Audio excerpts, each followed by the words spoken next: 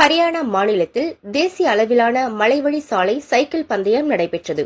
டெல்லி, கேரளா, மகாராஷ்டிரா, உத்தரப்பிரதேசம், ராஜஸ்தான் உள்ளிட்ட பல்வேறு மாநிலங்களில் இருந்து 500க்கும் மேற்பட்ட போட்டியாளர்கள் பங்கேற்றனர்.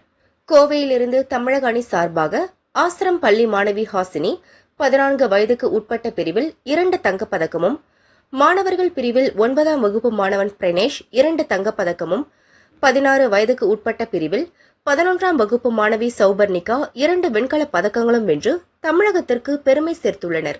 கோவை திரும்பிய மாணவர்களுக்கு ரயில் நிலையத்தில் உற்சாக வரவேற்பு அளிக்கப்பட்டது. ஆசிரம் பள்ளி தாளாளர் தேவேந்திரன், நிர்வாக இயக்குநர் கௌரி உதயேந்திரன் மற்றும் கோவை சைக்கிளிங் அசோசியேஷன் செயலாளர் கிருஷ்ணமூர்த்தி ஆகியோர் வாழ்த்தினர். போட்டியில் தமிழ்நாடு அணி சப் ஜூனியர் பிரிவில் ஒட்டுமொத்த சாம்பியன் பட்டத்தை வென்றது.